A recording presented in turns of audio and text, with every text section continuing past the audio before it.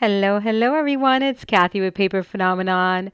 I'm here to share an update on one of our recent projects that is currently going on.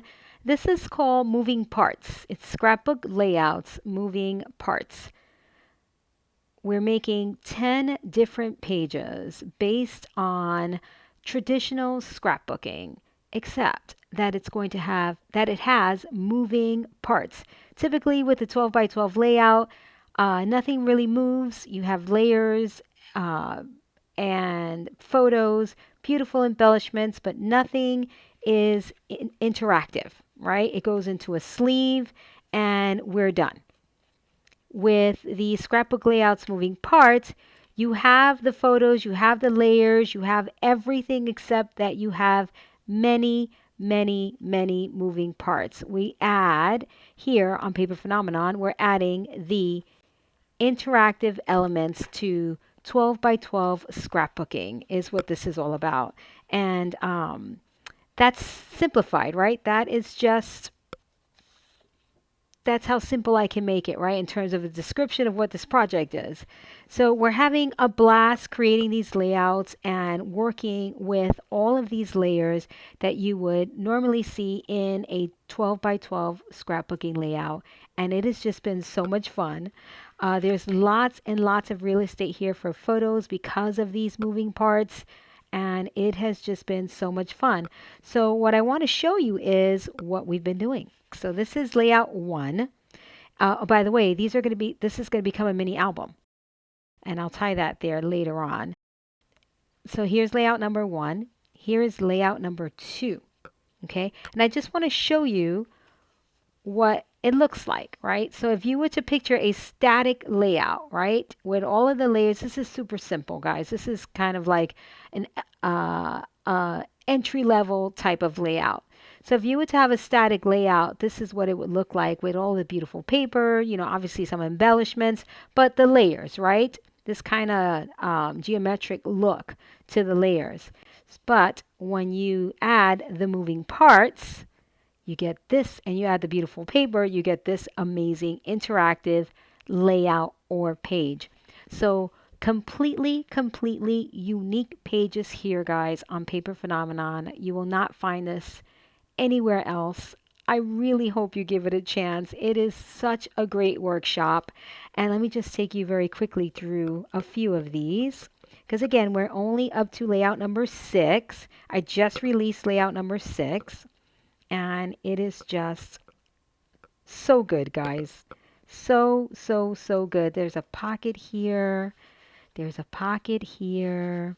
There's a pocket here. So many beautiful opportunities for photos, lots of interaction. And I'm trying to keep it where there's clear defining areas to open, pull, etc. Not where you need a map to navigate this whole thing, right? So it's just going to be super fun. This one, I'm not going to untie it. I'm going to let you guys be surprised in the final review. But another amazing layout here. There's dangles. There's going to be more embellishing. Right now, we're in the matting process. So this is layout number 3. There's lots of things that open here and untie. Then here we move on to layout number 4. We're also doing various closures, which is super fun. So in your reference book, we're not doing any closures in your reference book, so you can keep an open mind to when you're making this, where you can think about closures, right? But when we're decorating, we're adding all sorts of closures. So if you want to add closures to your reference books, you can. If you don't, right now we're putting paper clips to keep everything nice and tidy. And then depending on what paper you use, that's where you choose your closure, because maybe a traditional kind of or a more common closure such as the string and the circle closure here is called a policy closure, may not work out for the paper you're using. You may want to do something clean like a magnet.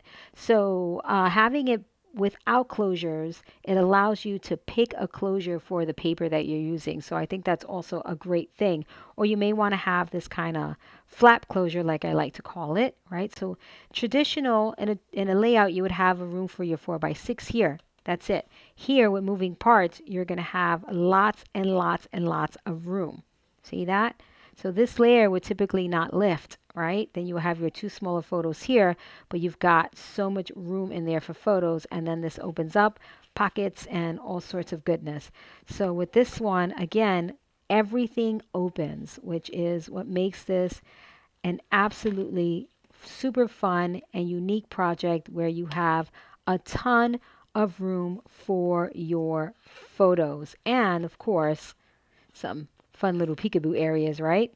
So all sorts of fun things happening, guys. All sorts of fun things. Again, we're up to layout number 6 for this first round of moving parts. We're doing 10 layouts. And listen, I can do this probably for the rest of my life, create layouts and have absolutely unique pages for you all. And I hope that you're loving this. If you're working on moving parts with me, let me know what you think. By the way, the paper collection that we're using here is Ladies Who Lunch. I do have hard copies available. I know as of late I've been doing lots of digital, but I do have hard copies of Ladies Who Lunch. So if you're interested in picking up a few paper packs to work on the moving parts project, absolutely feel free to do that on paperphenomenon.com. I appreciate you shopping with me. By the way, also another by the way, this is 8.5 by 11, so it's a really good size. You can also size these down if you want to. Having this reference layout here also helps you to size down or perhaps rearrange things and create a different layout if you'd like. So lots of fun things, lots of possibilities here. Again, if you're joining me, let me know what you think of moving parts. If you're not joining me and if you're thinking about it, let me know why. I love to know what you guys think about these projects, what your thoughts are on the paper collection. If you are not yet a subscriber to Paper Phenomenon or to my channel, please do so if you love what you see on this channel. I appreciate your time and thank you for spending your crafty time with me. This is Kathy with Paper Phenomenon, and until next time.